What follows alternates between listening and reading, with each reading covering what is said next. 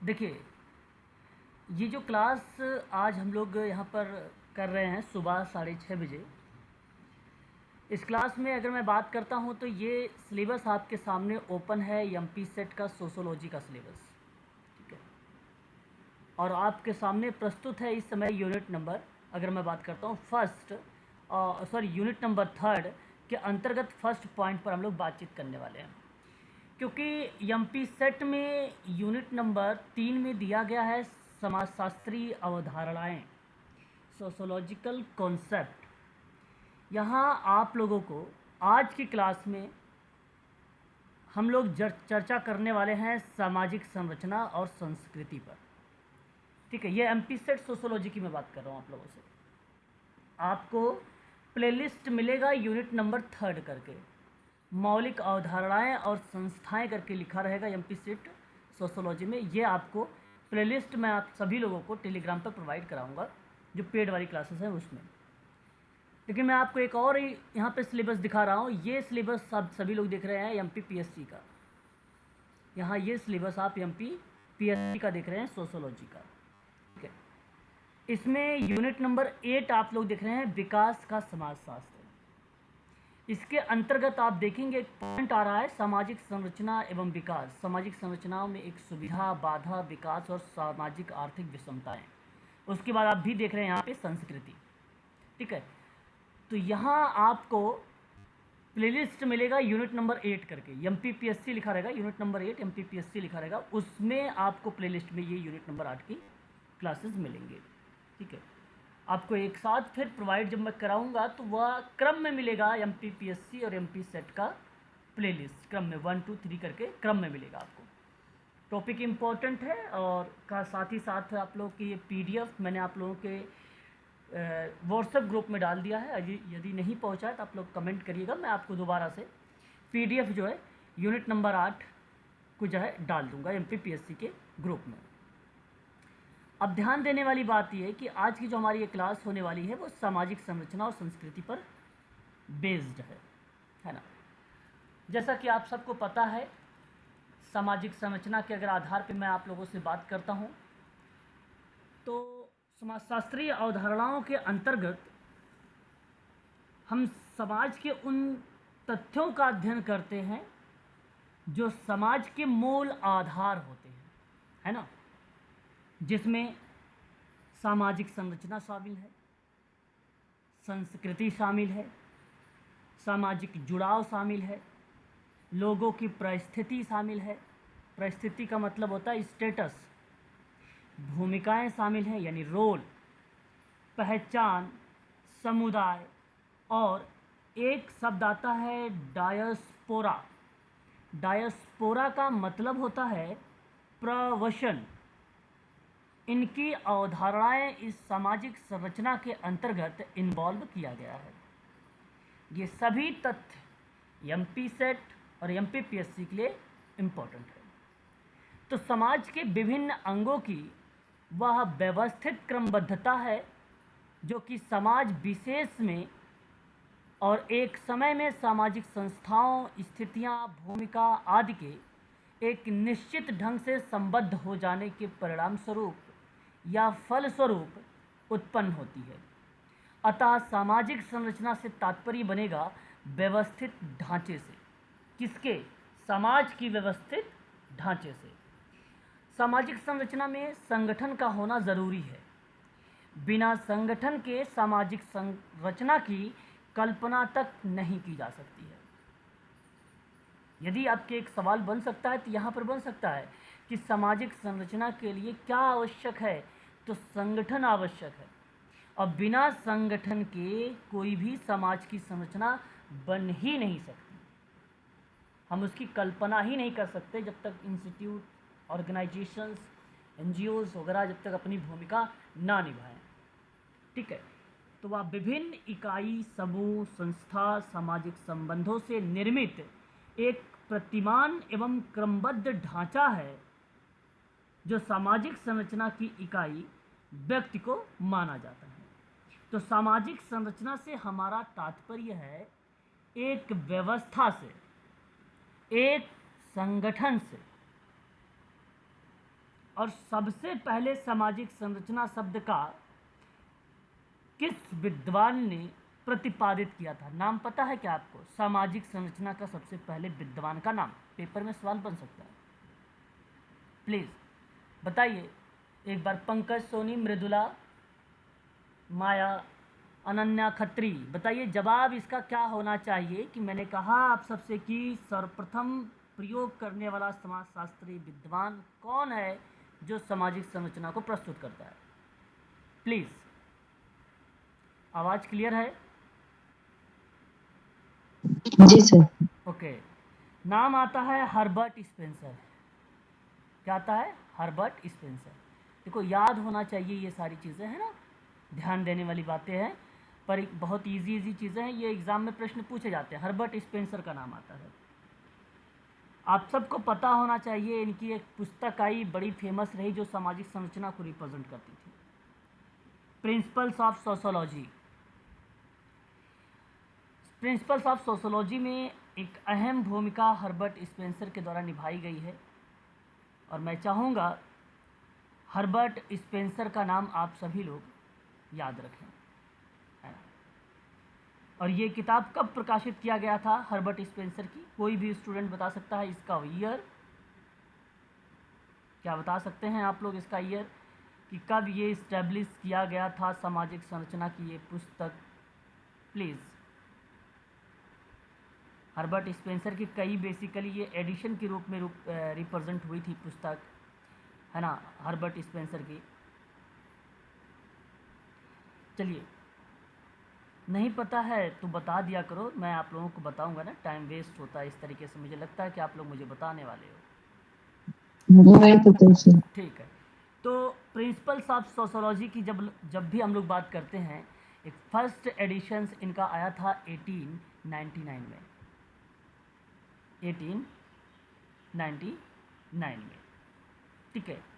वहीं अगर हम बात करते हैं द प्रिंसिपल्स ऑफ साइकोलॉजी करके, रिप्रेजेंट करने वाले विद्वान हर्बर्ट स्पेंसर ही रहे हैं, उसमें भी इनका नाम हमें देखने को मिलता है ना। अब यहाँ हर्बर्ट स्पेंसर से आज तक परीक्षाओं में नहीं पूछा गया है, ठीक है, लेकिन अगर आपको बताएं एक नाम ज़रूर पूछा गया है, और वो नाम आता है फर्स्ट प्रिंसिपल। क्या नाम आता है? First principle. और फर्स्ट प्रिंसिपल की अगर हम लोग बात करते हैं, फर्स्ट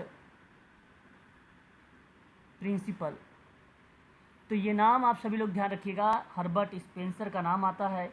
सन 1862 का ये पुस्तक का नाम आता है, हर्बर्ट स्पेंसर का। एमपीपीएससी में ज़्यादातर बेसिकली किताबों के वर्ष पूछे जाते हैं, इसलिए मैं चाहूँगा कि आप सभी लोग ध्यान रखेंगे।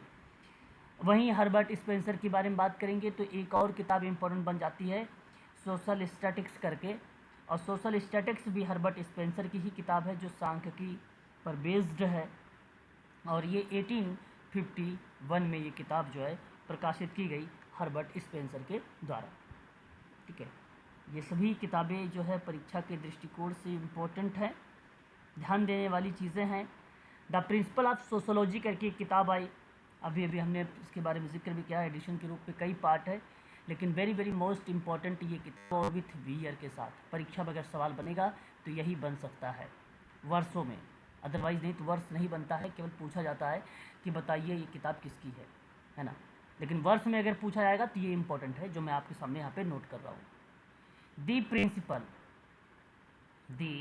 प्रिंसिपल्स ऑफ सोशियोलॉजी, ठीक है, सोशियोलॉजी 1873, ठीक है, ये आपको ध्यान रखना होगा। तो मेरा कहने का आशा ये है कि ये कुछ महत्वपूर्ण मैंने किताबें आप लोगों के सामने प्रस्तुत कर दिया है जो हर्बर्ट स्पेंसर को रिलेट कराती हैं। आगे हम बात करेंगे हर्बर्ट स्पेंसर के बारे में। तो सामाजिक संरचनाओं को अर्थ के लेकर इन्होंने कुछ परिभाषाओं के बारे में अलग अलग विद्वानों ने जिक्र किया है। देखिए, सामाजिक संरचना का प्रयोग तो समाजशास्त्र और मानवशास्त्र दोनों में होता है, ये बात आपको पता होना चाहिए। ये सामाजिक संरचना का प्रयोग मानवशास्त्र, समाजशास्त्र और समाज कार्य तीनों में होता है। समाज कार्य में अगर मैं यूनिट नंबर अगर आपसे बात करूंगा सेकंड वाला, अगर आप यूजीसी नेट की तैयारी कर रहे हैं तो बेटर है आप सबके लिए, ये भी पॉइंट ध्यान रखना। तो इन्होंने बेसिकली इसका प्रयोग अलग अलग तरीके से किया गया है। मैं आपको कुछ बातें बताना चाहूँगा, जैसे यहाँ आप देखिए, ये पीडीएफ भी मैं सेव करूँगा, जो नोट्स आपको बना रहा हूँ, शॉर्ट नोट्स ये आपको प्रोवाइड कराऊँगा। एक नाम आता है आर.के. मर्टन का। आर.के. मर्टन का। आर.के. मर्टन ने समाजशास्त्र में सामाजिक संरचना को लेकर एक बात कही थी। इन्होंने कहा कि सामाजिक इकाइयों की क्रमबद्धता, क्या बोला, कहा कि सामाजिक इकाई का मतलब होता है यूनिट, है ना। सामाजिक इकाइयों की क्रमबद्धता, हालांकि मैं पीडीएफ में मेंशन कर रखा हूँ, सारी चीज़ें लिखा हुआ है यहाँ पे, टाइप है, क्रमबद्धता और उनकी पारस्परिक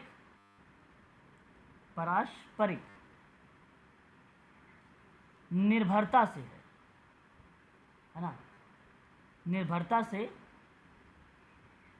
उत्पन्न व्यवस्था को सामाजिक संरचना कहा जाता है, सामाजिक संरचना कहते हैं। ये एक परिभाषा है। अब कीवर्ड यहाँ पे जानते हैं क्या है? आर.के. मर्टन का नाम है। कीवर्ड क्या है यहाँ पे? तो इसने कहा कि सामाजिक इकाइयों की, ये जो शब्द है क्रमबद्धता, सीक्वेंस, और उसकी जो पारस्परिक निर्भरता है, रेसिप्रोकल, है ना, ये दो कीवर्ड आपके लिए इम्पोर्टेंट रहेंगे। आप इन्हीं कीवर्ड से ही आइडेंटिफाई कर पाओगे कि पारस्परिक निर्भरता के बारे में आपके क्वेश्चन में लिखा रहेगा। पारस्परिक निर्भरता आपके क्वेश्चन में लिखा ये भी रहेगा कि क्रमबद्धता, तो आप आसानी से आइडेंटिफाई कर पाएंगे कि आर.के. मर्टन का स्टेटमेंट है, अदरवाइज दिक्कत हो जाएगी।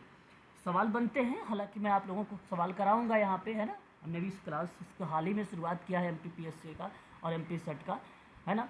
तो एमपी सेट की क्लास के लिए बहुत इंपॉर्टेंट ये पॉइंट बनेगा, ठीक है। 15 दिसंबर को एमपी सेट वालों का एग्ज़ाम है, इसलिए ध्यान रखेंगे ऐसी चीज़ों का।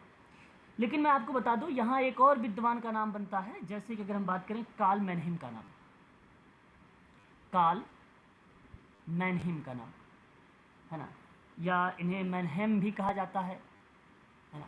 इनकी डेफिनेशन में अगर हम बात करते हैं तो सामाजिक संरचना इन्होंने कहा है कि अंतःक्रिया, देखो ये कीवर्ड है, इन्होंने क्या बोला है?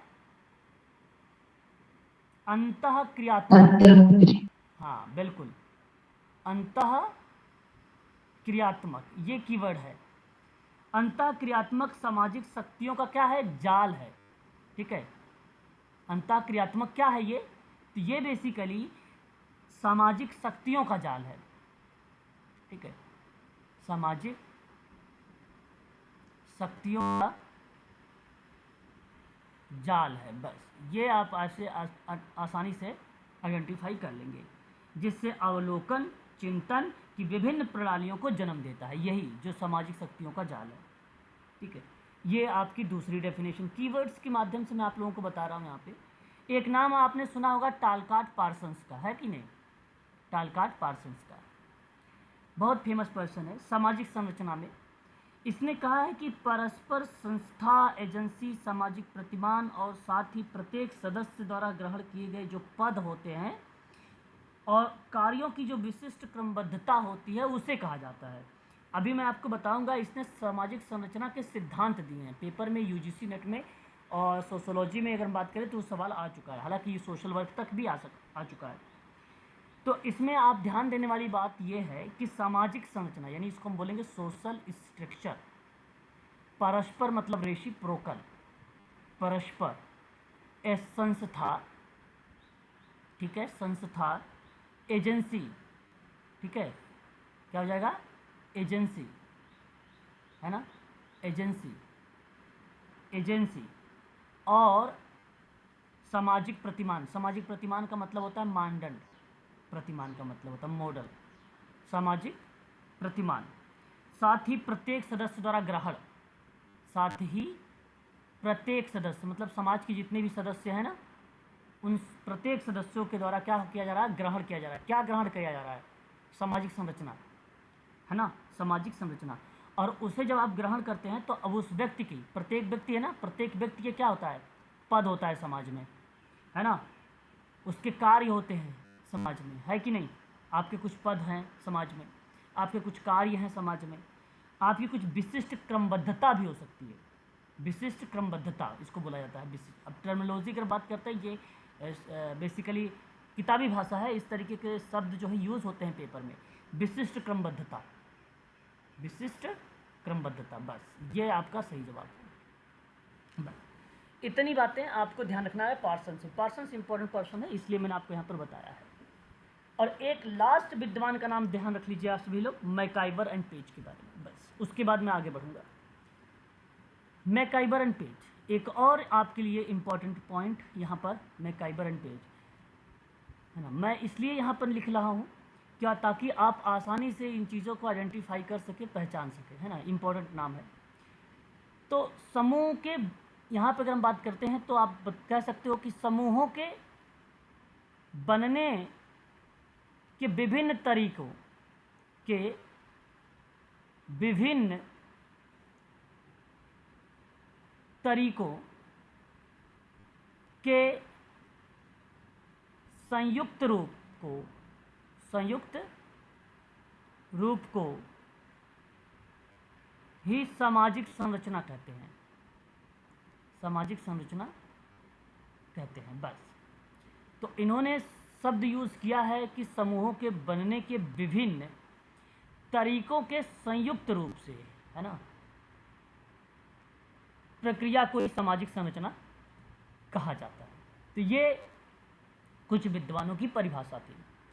अब देखिए इसी मैकाइवर पेज की एक और परिभाषा बनती है, और वो परिभाषा ये है कि सामाजिक संबंधों का एक व्यवस्थित जाल है, या समाज सामाजिक संबंधों का जाल है, ऐसा भी आप कह सकते हो। तो ये भी परिभाषा मैकाइवर एंड पेज की ही बनती है, जिससे समाज का निर्माण होता है, सामाजिक संरचना का मूल आधार होता है ना। यहाँ कुछ विद्वानों के नाम आप देख सकते हैं। एक रेडक्लिफ ब्राउन का नाम आ रहा है। रेडक्लिफ ब्राउन ने, मैंने आपको बताया कि रेडक्लिफ ब्राउन का जो भी स्टेटमेंट आता है, सामाजिक संरचना संस्था के द्वारा परिभाषित किया जाता है, तो कहा जाता है कि नियमित संबंधों में लगे हुए व्यक्तियों की एक क्रमबद्धता है।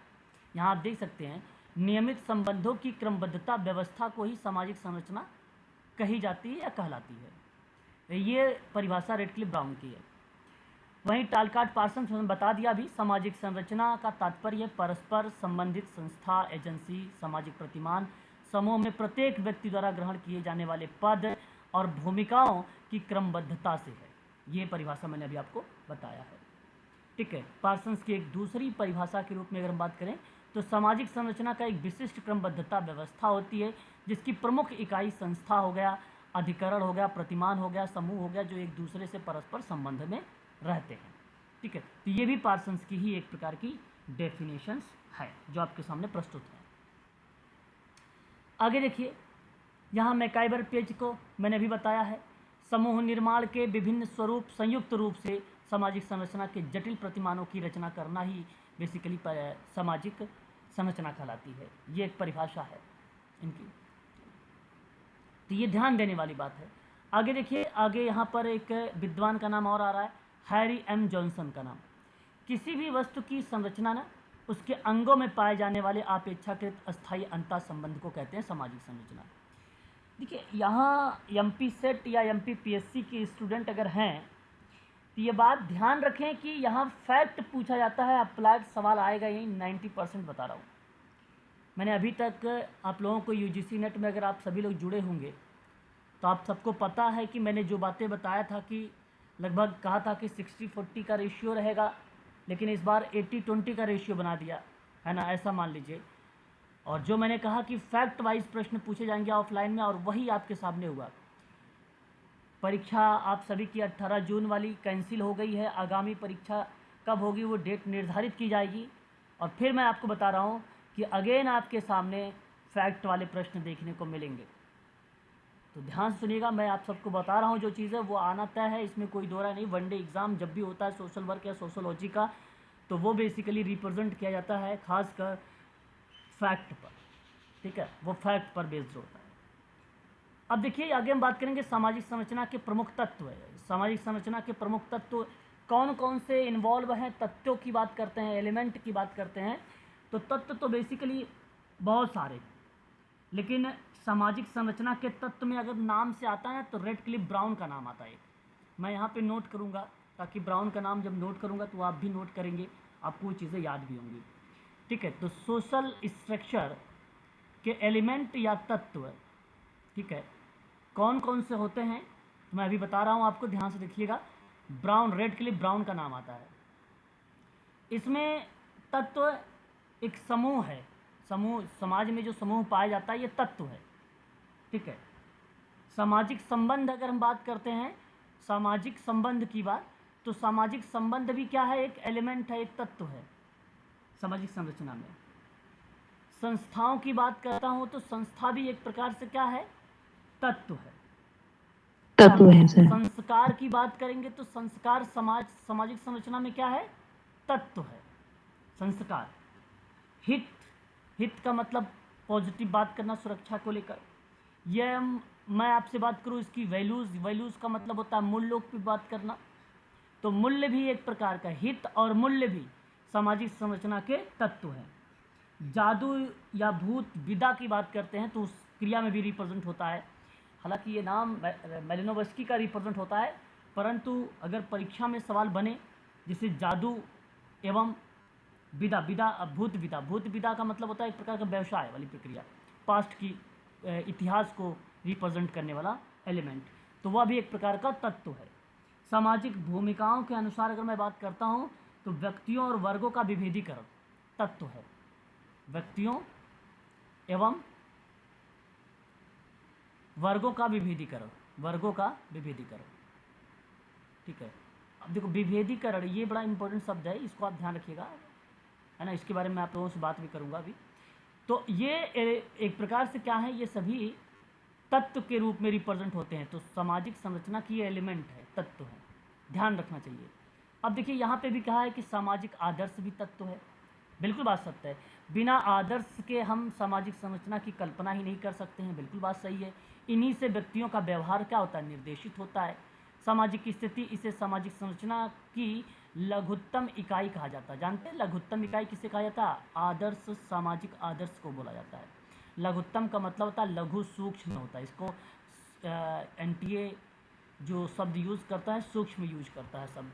यह समूह द्वारा व्यक्ति को दिया गया पद होता है, एक प्रकार से एक सामाजिक भूमिका होती है। इसे गत्यात्मक पहलू माना जाता है, डायनेमिक पहलू है ये, जिसमें व्यक्ति द्वारा किए गए या किए जाने वाले जो आचरण होता है उन आचरणों का पता चलता है, इसलिए कहा जाता है सोशल रोल भी एक प्रकार का एलिमेंट है ना।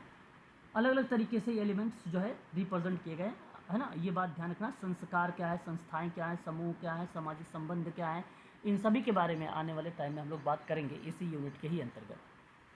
अब देखिए उसकी कुछ विशेषताएं भी हैं सामाजिक संरचना की, जैसे अब विशेषताएं से सवाल प्रश्न बनता है एग्जाम में, है ना।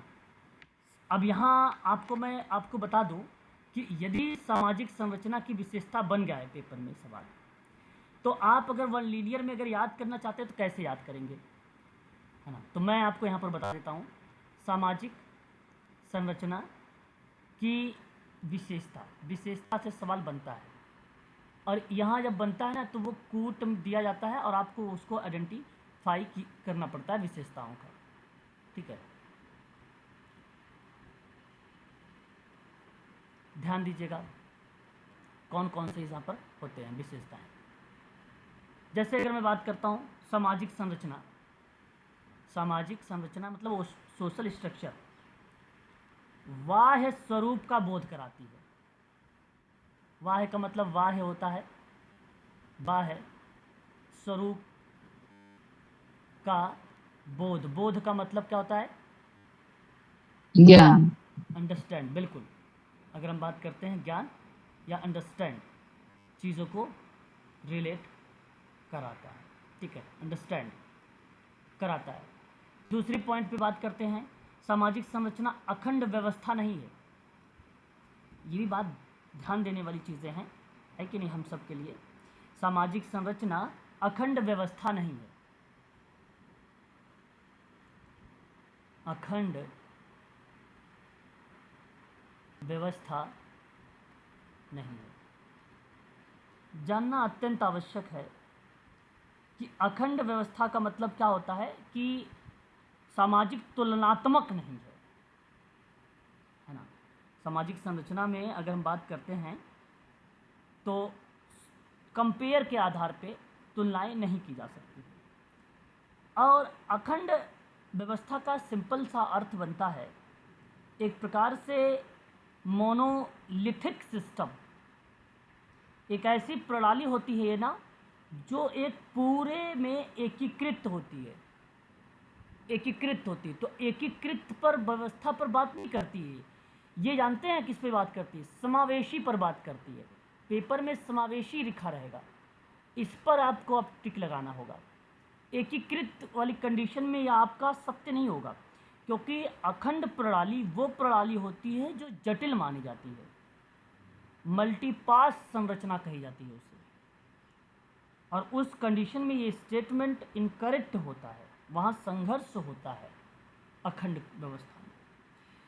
तीसरी बात आप सबको ये ध्यान रखना है कि यह एक व्यवस्थित क्रम विन्यास होता है। क्या होता है? क्रम विन्यास होता है। क्या मालूम है आप सबको क्रम विन्यास किसे कहते हैं? क्रम विन्यास सर एक सही व्यवस्थित क्रम में लगा होना। ओके, एक सही। यदि मैडम आप यहाँ पर सही व्यवस्था शब्द को दर्शाया है तो सही है, परंतु एक आप सेंटेंस को सुनिएगा कि किसी चीज़ या किसी निश्चित लक्ष्य की ओर, है ना, किसी चीज़ या किसी निश्चित लक्ष्य की ओर कदम दर कदम आगे अगर आप बढ़ रहे हैं तो उसे क्रम विन्यास का शब्द दिया जाता है ना। उसके बाद अगर हम बात करते हैं, एक शब्द हमारे सामने और प्रस्तुत होता है, अंतः संबंधित इकाइयों का व्यवस्थित स्वरूप। अंतः संबंधित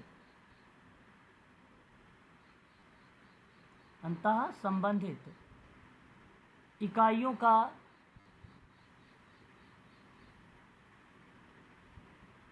व्यवस्थित स्वरूप भी क्या कहलाता है? सामाजिक संरचना की विशेषता कहलाती है। यह सामान्यतः एक अस्थायी अवधारणा होता है। कैसी अवधारणा होती है? अस्थायी अवधारणा होती है। स्थायी। हाँ। वहीं अगर हम बात करते हैं तो इसका निर्माण अनेक उपसंरचनाओं से होता है। किसका निर्माण? सामाजिक संरचना का निर्माण। सामाजिक संरचना। हाँ, जी। इसका निर्माण कैसे होता है? उपसंरचनाओं से होता है, उपसंरचनाओं से होता है ना।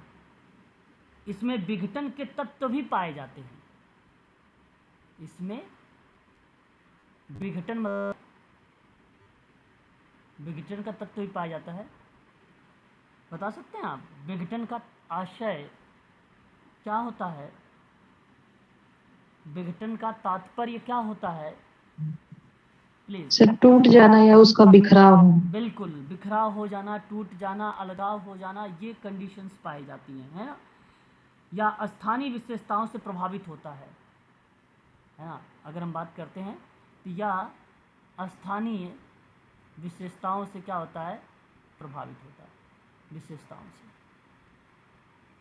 है ना।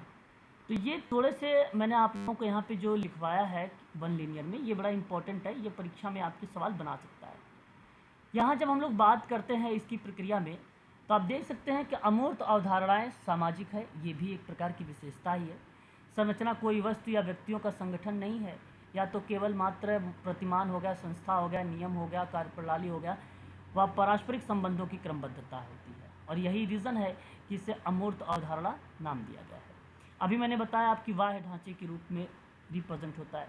बाह्य स्वरूप मात्र बोध कराता है, इकाइयों की क्रमबद्धता से संबंध में है, ना कि उसके कार्यों से है। जिस प्रकार शरीर की संरचना से तात्पर्य होता है अंगों की क्रमबद्धता से, उनके क्रियाकलापों से नहीं होता है, ठीक उसी प्रकार से बाह्य संरचनाओं में भी सामाजिक संरचना देखने को मिलती है। ठीक है, उसके क्रियाकलाप से नहीं, उसकी बाह्य जो है शारीरिक अंगों के रूप में रिप्रेजेंट किया गया है। ठीक है, तो इसकी इकाई पाई जाती है। वहीं स्थिर अस्थाई होता है, जहाँ पे मैंने बताया अभी आपको। अपेक्षाकृत या एक स्थिर अवधारणा होती है क्योंकि इसका निर्णायक इकाइयाँ अपेक्षाकृत स्थिर होती हैं। इसमें परिवर्तन बहुत धीमी गति से होता है ना। तो ये बातें आप कह सकते हो कि स्थिर है, तभी धीमी गति से चीज़ें चल रही हैं। सामाजिक व्यवस्था का आधार होता है ना। जैसे कि सामाजिक व्यवस्था का मूल आधार माना जाता है। जब संरचना की इकाई अपनी भूमिका ठीक प्रकार से निभाती है ना, तो सामाजिक व्यवस्था में अस्थायित्व बना रहता है। इस कंडीशन में ये नाम आता है। अनेक उप संरचनाएँ होती हैं। संरचना कोई अखंड व्यवस्था ना होकर उप संरचनाओं द्वारा निर्मित होता है। मैंने अभी आपको बताया भी था कि अखंडता व्यवस्था नहीं पाई जाती है सामाजिक संरचना में, है ना। यहाँ नीचे आपको सारी चीज़ें लिखा हुआ मिलेगा, है ना। विभिन्न अंगों का योग की संरचना की बात करेंगे। विभिन्न अंग होते हैं सामाजिक संस्थाओं के, जैसे प्रतिमान हो गया, स्थितियाँ हो गई, भूमिका हो गया, पहचान हो गया, समुदाय हो गया, डायस्पोरा का मतलब प्रवचन हो गया, सामाजिक जुड़ाव हो गया, संस्कृति संरचना, ये सभी होते हैं, शामिल किए गए हैं सामाजिक संरचनाओं की योग में। तो ये भी शामिल है, ठीक है। तो इस तरीके से यहाँ जो मैंने भी आपसे बात किया है वो सामाजिक संरचना की विशेषताओं के बारे में जिक्र किया है। जाते जाते यहाँ पर एक और बातें मैं आपको बताना चाहूँगा, और वो बात यहाँ पर रहेगी सामाजिक संरचना के अंतर्गत सिद्धांत। पेपर में सवाल बना हुआ है, सामाजिक संरचना के सिद्धांत। ध्यान देने वाली बात है, यूनिट नंबर 1 में यूजीसी नेट सोशल वर्क को ये टच करता है, एमपीपीएससी में यूनिट नंबर 8 को टच करता है, एमपी सेट में यूनिट नंबर 3 को टच करता है ना। यहाँ पर मैंने आपको सारे यूनिट के आधार पे भी बताते चल रहा हूँ। ये भी ध्यान देने वाली बात है आप सबके लिए, कहाँ पर कौन सा पॉइंट टच हो रहा है। तो नाम सबसे पहले आप लोग लिखेंगे यहाँ पे टालकाट पार्सन्स का। टालकाट पार्सन्स बहुत इंपॉर्टेंट पर्सन है, इसके बारे में आप सभी लोगों को ध्यान रखना पड़ेगा, टालकाट पार्सन्स के बारे में, ठीक है। यहीं आपको टालकाट पार्सन्स के बारे में जितने अवधारणाएं, जितने भी कॉन्सेप्ट बनते हैं, मैं आप लोगों को यहाँ पे समाप्त करूँगा इसके बारे में। इसके अंतर्गत मैं आपको बता दूं कि टालकाट पार्सन्स ने एक मूर्त संरचना को स्वीकार किया है ना। टालकाट पार्सन्स, अगर हम बात कर रहे हैं, किस चीज़ को रिप्रेजेंट किया है? मूल संरचना को स्वीकार किया है टालकाट पार्सन्स ने। ध्यान देने योग्य बातें हैं ये। तो उसी के आधार पर इसने सामाजिक संरचना का सिद्धांत दिया था। पार्सन्स ने कहा था कि जो समाज के विभिन्न अंग होते हैं वो संयुक्त रूप से होते हैं। अब इसकी परिभाषा में क्या शब्द यूज़ होता है, कीवर्ड मैंने पढ़ाया है अभी, संयुक्त शब्द। यही शब्द से आप आइडेंटिफाई करके नाम लगाएंगे कि ये टालकाट पार्सन्स की डेफिनेशन है। वैसे तो परिभाषा बहुत सारी हैं, कई विद्वानों के, कैसे याद रखेंगे? कीवर्ड से ही केवल याद रख सकते हैं आप। तो संयुक्त शब्द जब भी आता है तो टालकाट पार्सन्स का नाम याद रखिएगा और तुरंत आप क्लिक कर दीजिएगा। तो टालकाट पार्सन्स ने सामाजिक संरचना के 4 प्रमुख प्रारूप बताए थे। कितने? या सिद्धांत कह लीजिए या प्रारूप कह लीजिए, ठीक है, 4 प्रकार के, है ना। अब ये आपको ध्यान रखना है 4 प्रकार के कौन कौन से, मैं आपको यहाँ पे नीचे क्रम में लिख रहा हूँ। फिर इसके बाद इनके किताबों के बारे में भी बात करेंगे, क्योंकि एमपीपीएससी में ज़्यादातर किताब भी पूछा जाता है ना। तो नंबर 1 आपका आता है सार्वभौमिक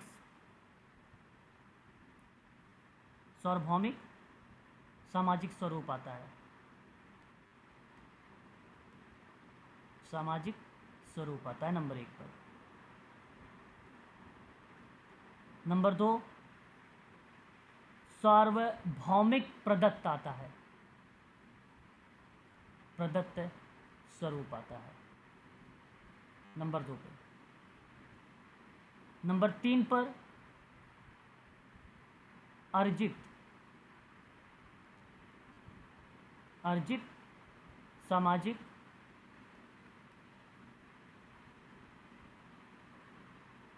स्वरूप आता है। नंबर 4 प्रदत्त सामाजिक स्वरूप आता है। देखिए ये 4 हैं, बहुत आसान है। पहले आप अर्जित सार्वभौमिक जो है सामाजिक को याद कर लीजिए, दूसरे वाले में प्रदत्त याद कर लीजिए, तीसरे वाले में जो है अर्जित सामाजिक प्रतिमान स्वरूप याद कर लीजिए, दूसरे वाले में प्रदत्त जो है याद कर लीजिए। क्या है इनमें बातें वो आप थोड़ा सा देख लीजिए। जो सार्वभौमिक सामाजिक स्वरूप होता है ना, ये सामाजिक संरचना के प्रथम स्वरूप है जो सार्वभौमिक और अर्जित प्रकार के सामाजिक मूल्यों का समावेश होता है।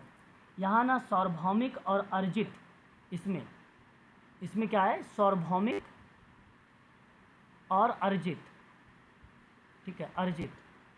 अर्जित का मतलब होता है एक्वायर, सार्वभौमिक का मतलब यूनिवर्सल, ठीक है।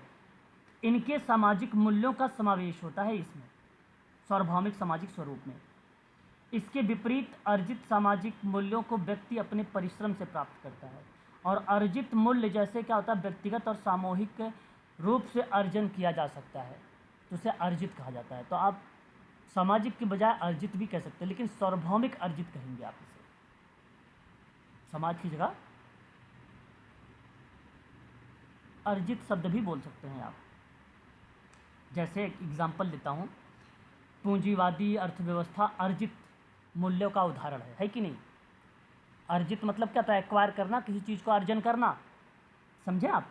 तो अर्जित मूल्यों का बेसिकली व्यवस्थित और सामूहिक रूप से अर्जन किया जाएगा।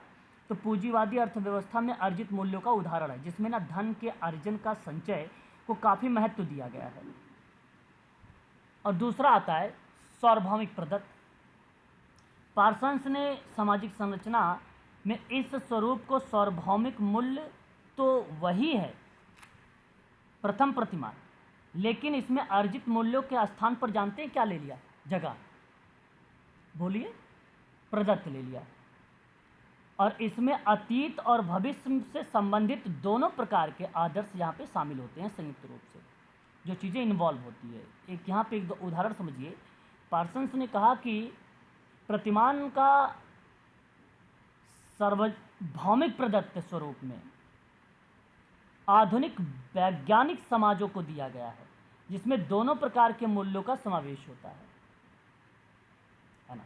पार्सन्स ने आधुनिक वैज्ञानिक समाजों में दिया, ये बात ध्यान रखिएगा पार्सन्स ने। और एक होता है अर्जित सामाजिक स्वरूप। इस प्रकार में ना सार्वभौमिक मूल्यों की अपेक्षा विशेष सामाजिक मूल्य की प्रमुखता होती है।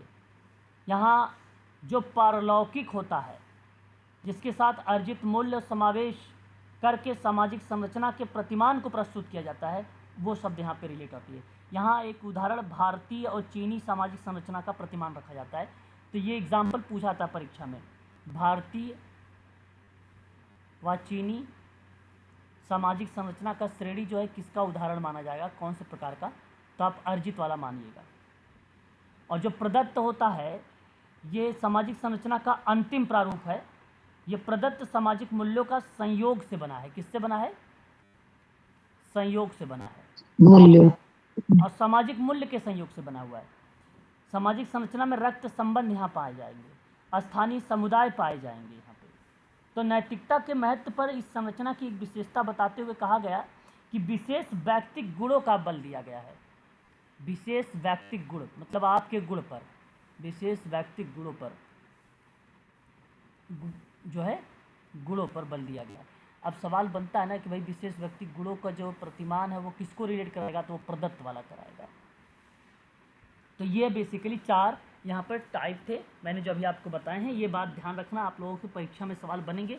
इसके संबंध में मैं आपको लोगों को कल भी प्रश्न करवाऊँगा, ठीक है। ध्यान से सुनिएगा आप सभी लोग, कल मैं क्वेश्चन करवाऊँगा इसके संबंध में आप लोगों से। रेडक्लिफ ब्राउन ने सामाजिक संरचना का भी सिद्धांत बताया। ये तो पार्सन्स का था, है ना। अगर आप यूजीसी नेट सोशल वर्क की तैयारी करते तो मैं आपको केवल तालकाट पार्सन्स तक ही सीमित रहता, लेकिन आप एमपीपीएससी और एमपी सेट की तैयारी कर रहे हैं, तो इसलिए थोड़ा सा और भी जानना अत्यंत आवश्यक रहेगा यहाँ पे रेडक्लिफ ब्राउन के बारे में भी। रेडक्लिफ ब्राउन का सामाजिक संरचना का सिद्धांत क्या है, सामाजिक संरचना का सिद्धांत क्या है, संरचना का सिद्धांत, वो भी आप लोग यहाँ पर ध्यान दीजिएगा। देखिए आपको बता दें कि एक बात तो ये तय है कि आप सबको पता होना चाहिए कि रेडक्लिफ ब्राउन की बात करता हूँ तो सामाजिक मानवशास्त्र के प्रेरणा कहे जाते हैं। ये सामाजिक मानव शास्त्र के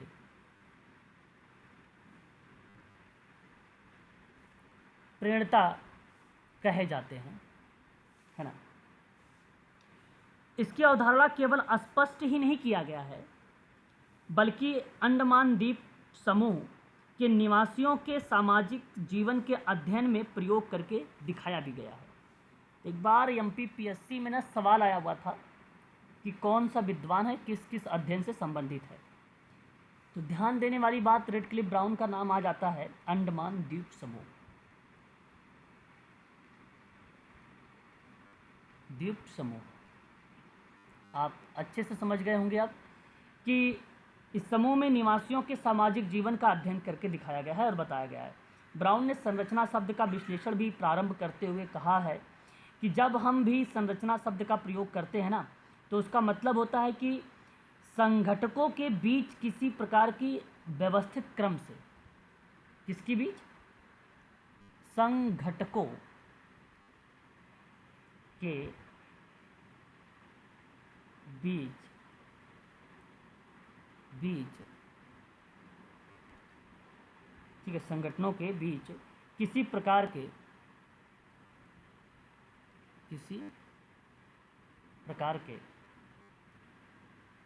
व्यवस्थित क्रम से है, व्यवस्थित क्रम से ये बेसिक प्रकार से अगर मैं बात करूंगा, है ना, तो याद रखने वाली बात रहेगी आप सबके लिए। और ये डेफिनेशन के रूप में रेडक्लिफ ब्राउन का नाम आ जाता है। यहाँ पे 3 बातें यहाँ आपको रेडक्लिफ ब्राउन के बारे में पता हुई। उसके बाद इसने इसी संरचना के 2 स्वरूप बताए हैं या 2 प्रारूप बताए हैं। कितने प्रारूप? 2 रूपों में इन्होंने 2 प्रारूप। हाँ, अब देखिए यहाँ आपको ये ध्यान रखना होगा, एक प्रथम जो है इनका, इन्होंने कहा कि संरचना हमें 2 रूपों में दिखाई देती है, 2 रूपों में दिखाई देती है ना, 2 रूपों में संरचना। तो पहला कहता है कि जो वह यहाँ पे आप लिखिए, तो वह जो किसी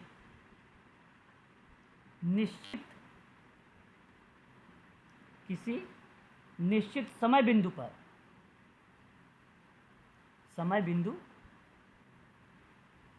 पर मूर्त का मतलब क्या होता है? यथार्थ के रूप में वास्तव में विद्यमान दिखाई दे, है ना, वास्तव में विद्यमान दिखाई दे। बस ये आपको ध्यान रखना प्रथम। द्वितीय आप इसमें क्या कहेंगे? द्वितीय में संरचनात्मक स्वरूप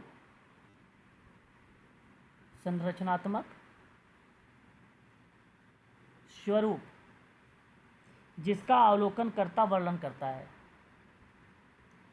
जिसका अवलोकन करता, है ना, क्या करता है? वर्णन। ठीक है, ये चीज़ें यहाँ पर दिखाई देती है। तो इसी के आधार पे इन्होंने सामाजिक संरचना की कुछ विशेषता बताई। किसने? ब्राउन की विशेषता पूछा जाता है परीक्षा में। ब्राउन की विशेषता, किस चीज की विशेषता बताइए? सामाजिक संरचना। हाँ, सामाजिक संरचना का, बिल्कुल सही जवाब। तो इनकी विशेषता क्या थी? एक तो इन्होंने कहा अवलोकन किया जा सकने वाला यथार्थ, अभी ऊपर आपने देखा है कि नहीं, एक उन्होंने उसका प्रारूप ही दे दिया इसी के नाम पर, तो ये भी कहा इन्होंने विशेषता है, अवलोकन किया जा सकने वाला अमूर्त। अमूर्त का मतलब, सॉरी मूर्त होगा ना, अमूर्त नहीं होगा। मूर्त का मतलब क्या हो जाएगा? यथार्थ, है ना। दूसरा अमूर्त स्वरूप, अमूर्त स्वरूप।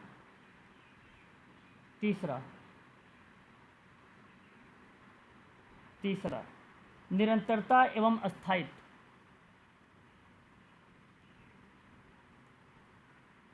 निरंतरता एवं अस्थायित्व।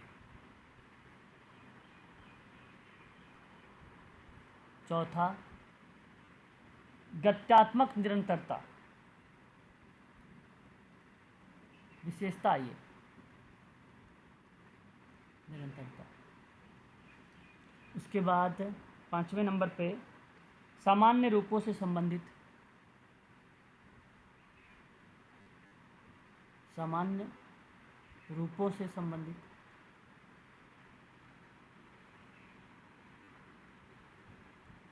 और एक स्थानीय आयाम,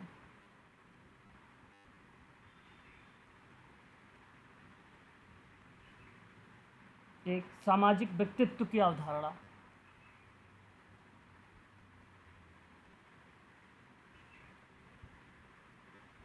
व्यक्तित्व की अवधारणा। और एक प्रकार से संबंधित। ये देखिए, ये ब्राउन की जो है ना विशेषता है, ठीक है। रेडक्लिफ ब्राउन की सामाजिक संरचना के संबंध में सिद्धांत के साथ साथ ये विशेषताएं भी इसके अंतर्गत शामिल किया गया है, ठीक है। ये बात आपको ध्यान रखना होगा इसके अंतर्गत। अब कुछ फैक्ट लिख लीजिए जो परीक्षा के दृष्टिकोण से इम्पोर्टेंट रहेंगे। सामाजिक संरचना के प्रमुख तत्व, है ना, सोशल स्ट्रक्चर के प्रमुख तथ्य। तथ्य का मतलब क्या होता है? फैक्ट। जरूर परीक्षा में आप लोगों से यहाँ से सवाल बन जाएंगे, ध्यान दीजिएगा केवल। पैरेटो का नाम सुना होगा आप लोगों ने, विल्फ्रेड पैरेटो, जी सर। पैरेटो ने एक बात कही है सामाजिक संरचना में कि सामाजिक संतुलन की अवधारणा प्रस्तुत की थी। सामाजिक संरचना में सामाजिक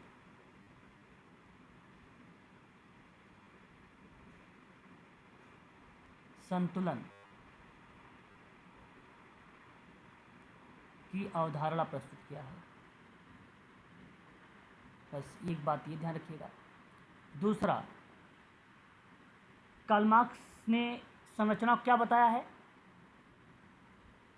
संघर्ष। क्या बताया है? संघर्ष। ये तथ्य बता रहा हूँ आपको। आर.के. मर्टन ने, अगर हम बात करते हैं मर्टन के बारे में, तो संरचना और प्रकार ये भिन्न माना है इन्होंने। मतलब संरचना व प्रकार ये क्या है? भिन्न है, मतलब अलग अलग है, ठीक है। तो मर्टन ने सामाजिक और सांस्कृतिक संरचना के अनेक तथ्यों में से सांस्कृतिक लक्ष्य और सामाजिक कृत्य साधन के रूप में रिप्रेजेंट किया है। तो इसी में एक और शब्द नोट करिएगा आप सभी लोग, सांस्कृतिक लक्ष्य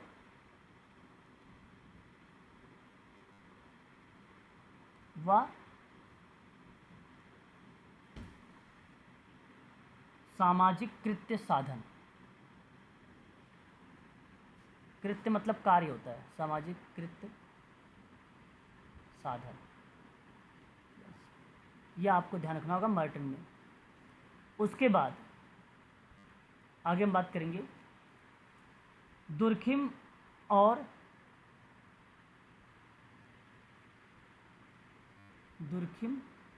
व गिन्सबर्ग का नाम। संरचना और प्रकार के बीच में घनिष्ठ संबंध होता है। संरचना व प्रकार के बीच में घनिष्ठ संबंध होता है, घनिष्ठ संबंध होता है, ठीक है। और उसके बाद आपके सामने लुइस ड्यूमा का नाम सुना? लुइस ड्यूमा, लुइस ड्यूमा एक पर्सन है समाजशास्त्र के अंतर्गत, बहुत ही फेमस पर्सन। इन्होंने जाति के स्तरीकरण का संरचनात्मक सिद्धांत प्रस्तुत किया है ना। जाति के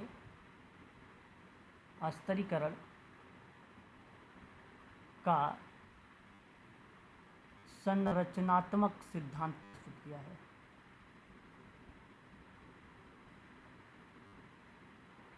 बस ये ध्यान देने वाली बात है आप सबके लिए।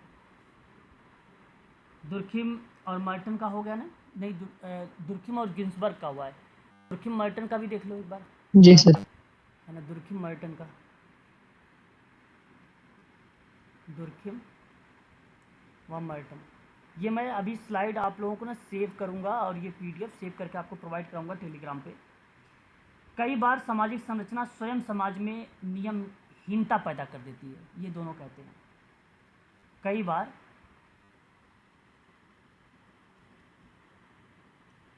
सामाजिक संरचना स्वयं समाज में नियमहीनता, ये शब्द ध्यान रखिएगा, नियमहीनता पैदा करती है। ठीक है, ये बात ध्यान रखिएगा।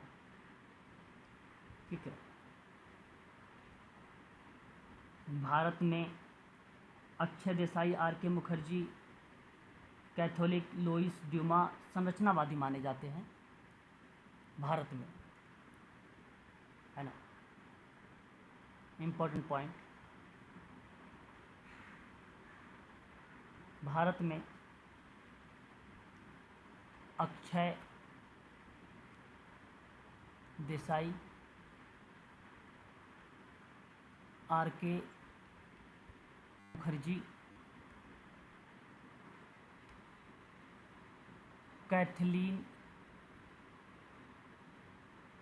गफ तथा लुइस ड्यूमा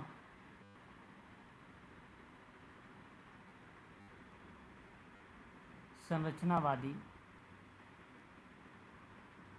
माने जाते हैं।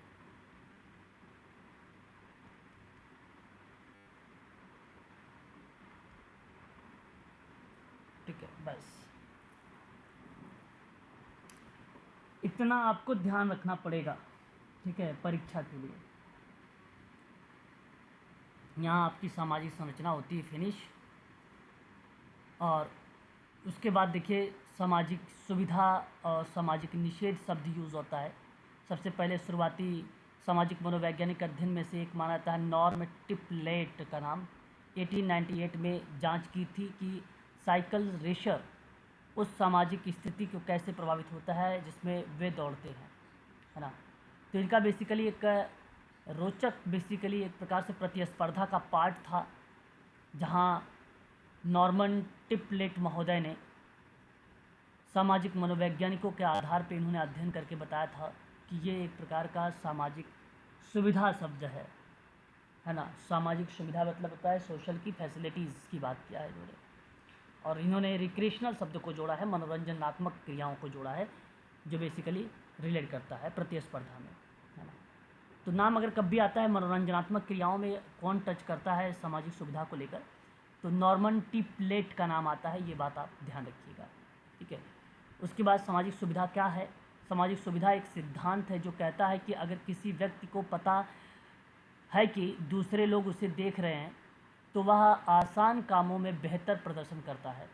हालांकि सामाजिक सुविधा यह भी कहती है कि अगर किसी व्यक्ति को यह पता है कि दूसरे लोग उसे देख रहे हैं तो वह मुश्किल कामों में भी खराब प्रदर्शन कर देता है या करेगा। इस तरीके की चीज़ें रिलेट होती है सामाजिक सुविधा में या फैसिलिटीज़ में, है ना। तो ये अप्लाइड प्रश्न बनाएगा बेसिकली, सामाजिक सुविधा क्यों होती है। ऐसे कई कारक हैं जो सामाजिक सुविधा को उत्पन्न करते हैं, और ऐसे इन कारकों के उदाहरण भावनात्मक कारक, चिंता या आत्म जो है प्रस्तुति, संज्ञानात्मक कारक, है ना, और शारीरिक कारक इत्यादि चीज़ें जो होती हैं वो शामिल होता है इसमें। इसलिए सामाजिक सुविधाएं भी यहाँ पर इम्पॉर्टेंट होता है। समाज में अगर हम बात करते हैं तो सामाजिक सुविधाएं हो गई आपकी, संज्ञानात्मक हो गया, भावनात्मक हो गया, शारीरिक कारक हो गया, मानसिक कारक हो गए, इत्यादि कारक इसमें शामिल होते हैं। कैसे होती है सामाजिक सुविधाएं। सामाजिक सुविधा के कई तरीके होते हैं। दूसरे लोग के सामने किसी मुश्किल कामों को करने के लिए अक्सर खराब प्रदर्शन, क्योंकि दूसरे व्यक्ति लोग उसे सामने गलती करने से डरता है। इस वजह से जैसे आप लोग किसी पोडियम पर बोलने लगते, बहुत बच्चे हिचकिचाते हैं बोलने के लिए, बहुत बच्चे आसानी से बोल देते हैं, है ना। तो उस कंडीशन में बेसिकली एक प्रक्रिया यहाँ पर रिप्रेजेंट होती है, सामाजिक सुविधा उसको बोलते हैं, है ना। इसके बाद इंपॉर्टेंस मिल जाएगा आपको यहाँ पे, सामाजिक सुविधा की डेफिनेशंस भी आपको यहाँ पे नीचे मिल जाएंगी, है ना। ये सारी चीज़ें मैंने यहाँ पर मेंशन किया, बहुत इजी तो पॉइंट है। सुविधा मतलब फैसिलिटीज़ होती है समाज की, है ना, क्या क्या फैसिलिटीज़ है। निषेध की बात करते हैं, ठीक है। सामाजिक निषेध में देखो क्या है, मानसिक शांति सुरक्षित होता है, कोई सामाजिक असुरक्षा नहीं, कोई सामाजिक दबाव नहीं, कोई सांप्रदायिक वैमनस्यता नहीं। वैमनस्यता का मतलब एक प्रकार से असांप्रदायिकता वाली जो क्रियाएं होती हैं, एक्टिविटी कारक, वो चीज़ें नहीं। कोई अवांछित राय नहीं, सब मतलब पॉजिटिव होगी, अवांछित मतलब नेगेटिव होता है। गोपनीयता बनाए रखी जाती है, ये बेसिकली इसका एक सामाजिक निषेध का एक लाभ होता है। दोष भी आप यहाँ पे देख सकते हैं, जब आपको आत्मविश्वास में सबसे अधिक आवश्यकता होती है तब आप उसमें आत्मविश्वास की कमी भी होती है, तो ये दोष भी देखने को मिल जाता है। आपके डर के कारण विचारों का आदान प्रदान सही तरीके से नहीं हो पाता, तो वहाँ पे कम्युनिकेशन बैरियर हो जाता है। आप हमेशा डरे हुए होते हैं, अति सचेत रहेंगे, तो इस कंडीशन में ये एक प्रकार के ये शब्द जो होते हैं दोष के रूप में रिप्रेजेंट किए गए हैं। वहीं ये सामाजिक सुविधाओं के रूप में भी बताया गया है कि लाभ क्या है।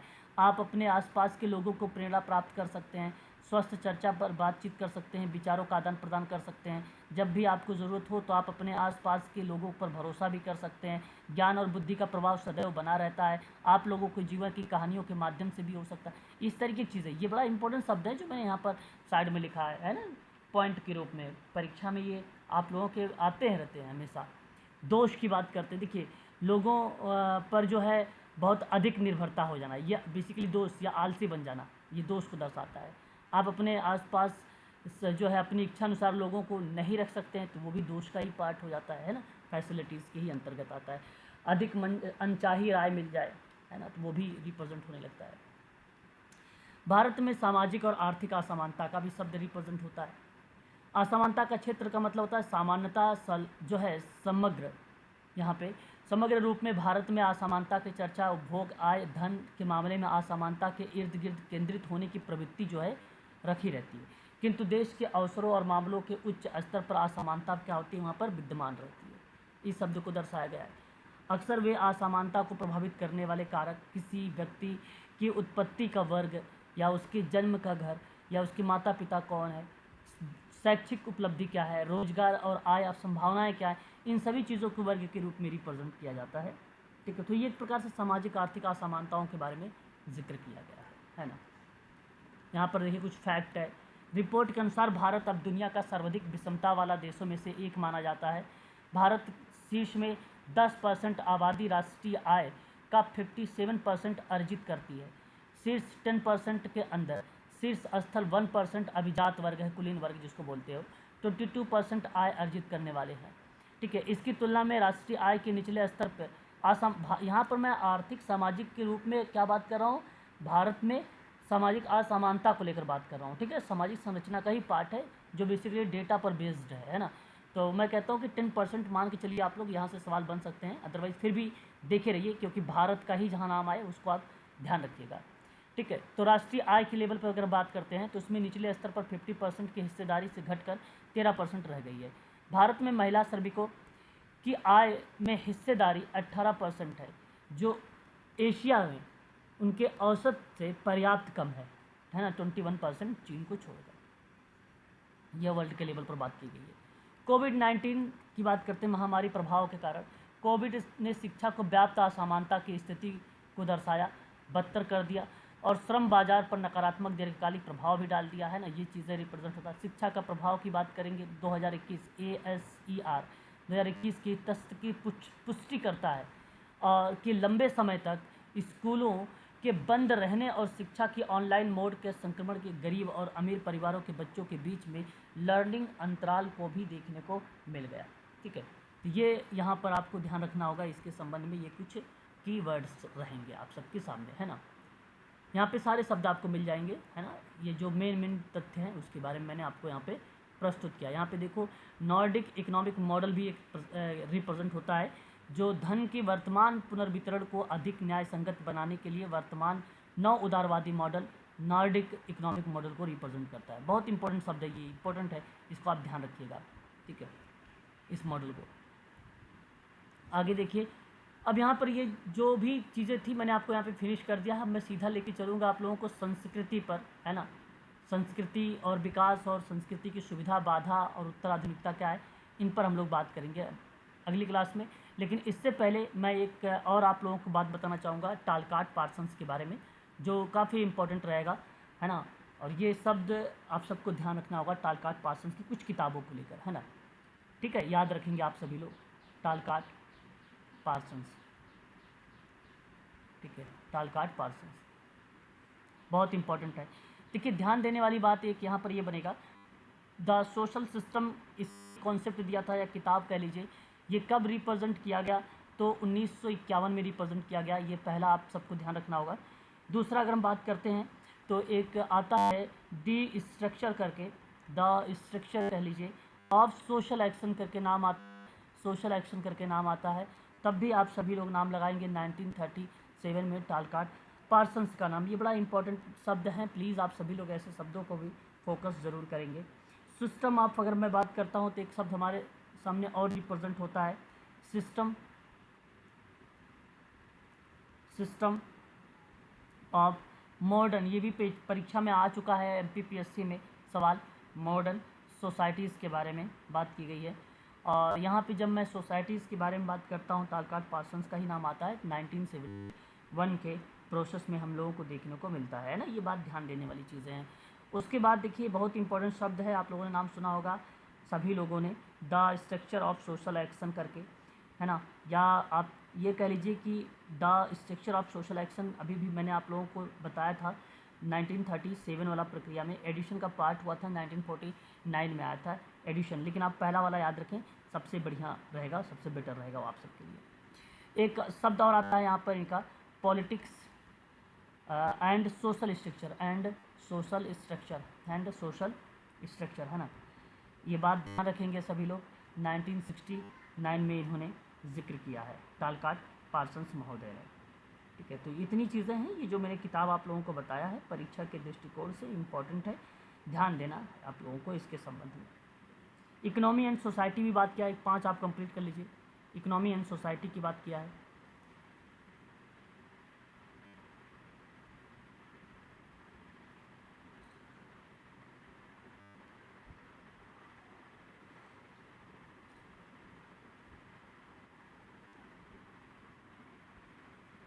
में 1965 में। ठीक है,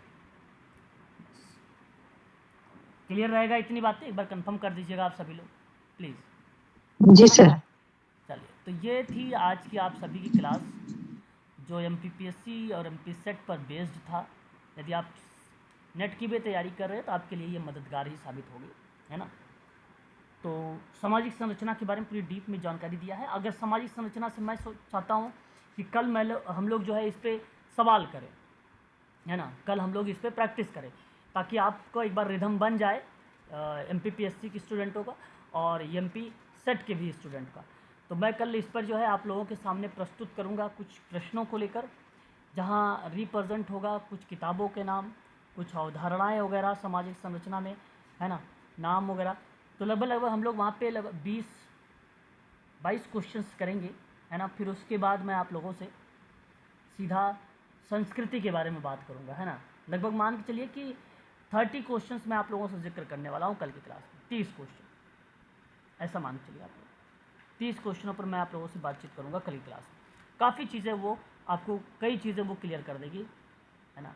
30 क्वेश्चंस आपके काफ़ी मोटिवेट भी करेगी 30 क्वेश्चन। ठीक है, तो ये वीडियो और ये PDF अभी आपको व्हाट्सएप ग्रुप में मिलेगा। ठीक है जी सर। जी सर। चलिए, आज के लिए बस इतना ही रखिए। ठीक है, thank you sir. Thank you sir.